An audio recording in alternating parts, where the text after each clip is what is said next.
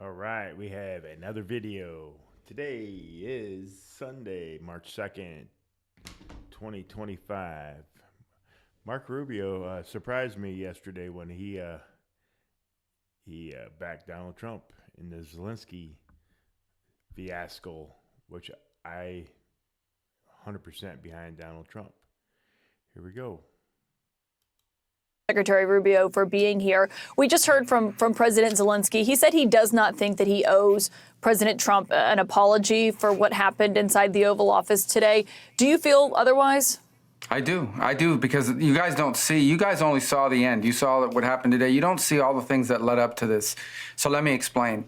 The president's been very clear. He campaigned on this. He thinks this war should have never started. He believes, and I agree, that had he been president, it never would have happened. Now here we are. He's trying to bring an end to this conflict. We've explained very clearly what our plan is here, which is we want to get the Russians to a negotiating table. We want to explore whether peace is possible. They understand this. They also understand that this agreement that was supposed to be signed today was supposed to be an agreement that binds America economically to Ukraine, which to me, as I've explained, and I think the president alluded to today, is a security guarantee in its own way, because we're involved. It's now us. It's our interests. That's right, and I think Zelensky screwed it up. So it is what it is at this point. But I'm really happy that Marco Rubio stepped in. What do you guys think? Comment down below. That was all explained. That was all understood. And nonetheless, for the last 10 days, in every engagement we've had with the Ukrainians, there's been complications in getting that point across, including the public statements that President Zelensky has made. But they insisted on coming to D.C. This agreement could have been signed 5 days ago, but they insisted on coming to Washington. And there was and should have been a very clear understanding. Don't come here and create a such scenario where you're going to start lecturing us about how diplomacy isn't going to work. President Zelensky took it in that direction, and it ended in a predictable outcome as a result. It's unfortunate. That wasn't supposed to be this way, but that's the path he chose. And I think, frankly, sends his country backwards in regards to achieving peace, which is what President Trump wants at the end of the day, is for this. Yeah, I mean, what do you guys think? I think Zelensky screwed it up. He came in there tough, and like Donald Trump said, he didn't have the cards. So what do you guys think? Do you think he screwed it up, or you think Donald Trump did? Just curious what you guys thought. If you guys can put that down in the chat, let me know. We'll have some discussions on the next video. War to end. He's been as consistent as anyone can be about what his objective is here. But what specifically do you want to see President Zelensky apologize for? Well, everything. Apologize for turning this thing into the fiasco for him that it became. There was no need for him to go in there and become antagonistic. Look, this thing... That's exactly right. I mean, the guy stole millions and billions of dollars, and he acts like he owns this country. He should have at least a little bit of thank you in it, but he's being a dick. Went off the rails. You were there, I believe. It went off the rails when he said, let me ask you a question to the vice president. What kind of diplomacy are you talking about? Well, this is a serious thing. I mean, thousands of people have been killed, thousands. And he talks about all these horrible things that have happened to prisoners of war and children, all true, all bad. This is what we're dealing with here. It needs to come to an end. I'm just curious. Does anybody in this like this lady here? I'm not a big fan of Caitlin Collins. Trying to bring it to an end. The way you bring it to an end is you get Russia to the table to talk. And he understands that attacking Putin, no matter how anyone may feel about him personally, forcing the president into a position where you're trying to goad him into attacking Putin, calling him names, maximalist demands about Russia having to pay for the reconstruction, all the sorts of things that you talk about in a negotiation. Well, when you start talking about that aggressively, and the president's a deal maker, he's made deals his entire life, you're not going to get people to the table. And so you start to perceive that maybe Zelensky doesn't want a peace deal. He says he does, but maybe he doesn't. And that active, open undermining of efforts to bring about peace is deeply frustrating for everyone who's been involved in communications with them leading up to today. And I think he should apologize for wasting our time for a meeting that was going to end the way it did. And I agree. I think he should apologize.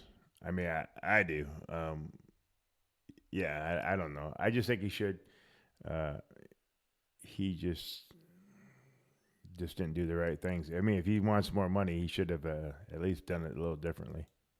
You yourself have said previously that Putin cannot be trusted in negotiations. That was the point that President Zelensky was ultimately making during that conversation is that there cannot be an agreement without security guarantees, because he was talking about all the ceasefire agreements before, or agreements that Putin has just blown past. I mean, do you still feel that way, that Putin cannot be trusted in these negotiations? Well, I was there yesterday when the president said in front of the media that our approach is going to be trust but verify. President Trump's made deals his entire life. He's not going to get suckered into some deal that's not a real deal. We all understand this. We understand it on our end for certain. And so the goal here is to get to a place we have to explore whether peace is possible. I've said this repeatedly. I don't know. I think it is, based on what they've said so far, but we have to explore that. How else is this war going to end? I ask people, what is the European plan to end this war? I can tell you what one foreign minister told me, and I'm not going to say who it was, but I can tell you what one of them told me, and that is that the war goes on for another year, and at that point, Russia will feel so weakened that they'll beg for a peace. That's another year of killing, another year of dying, another year of destruction, and by the way, not a very realistic plan in my point of view. So if there's a chance at peace, even if it's a 1% chance, that needs to be explored, and that's what President Trump is trying to do. And I agree. Any life that is threatened is not good. So I say we do peace right now. I'm not for the war at all. Do here. President Trump said just when he was leaving the White House after that meeting that he doesn't think President Zelensky wants peace. But isn't that why the Ukrainian leader was in the Oval Office for that meeting today? Well, Yeah. Yep. I agree with Caitlin Collins. But he also wanted some money.